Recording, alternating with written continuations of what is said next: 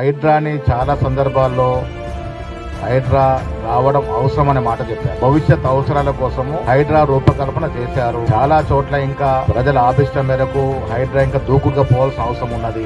నేను as a piece అధ్యక్షుడిగా ఎక్కడైనా లోపాలు మా దృష్టికి వస్తే డెఫినెట్ గా దాని మీద యాక్ట్ చేయాల్సిందిగా ప్రభుత్వాన్ని కోరుతాం. వచన అనే మాటే లేదు.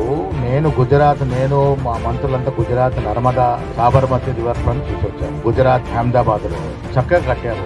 గుజరాత్ లో కట్టుకున్నప్పుడు ఎంతమంది నిర్వాసులయ్యారో ఆ లెక్క తీస్తే బొక్కలు ఇరుగుతాయి. ఇప్పటికీ కోర్టులో కేసులు నడుస్తూ ఉన్నాయి. సరైన పునరావాసం ఇవ్వలే. ఇక్కడ మూసీ నది ప్రక్షాళన విషయానికి వచ్చినప్పుడు అందరికీ పునరావాసం ఇవ్వడమే కాకుండా డబుల్ బెడ్రూమ్లు ఇస్తూ వారికి సరైన పునరావాసం కలగజేసి ఈ కంపునంతా తీసేసి అక్కడ జరిగిన తీరులాగా మనం కూడా మూసీని సుందరీకరణ చేసుకుందాం అనుకున్నాము.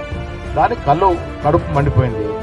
కిషన్ రెడ్డి గారు మోకాలెట్టేశారు. ముందుకు పోనివ్వట్లేదు. అహ్మదాబాద్ సుందరంగా అభివృద్ధి చెందొచ్చు కానీ భాగ్యనగరం చెందకూడదు. వాళ్ళకి భాగ్యనగరం మూసి ప్రక్షాళన జరిగి సుందరీకరణ అవుతే కాంగ్రెస్ పార్టీ పేరు. అది వాళ్ళ బాధ.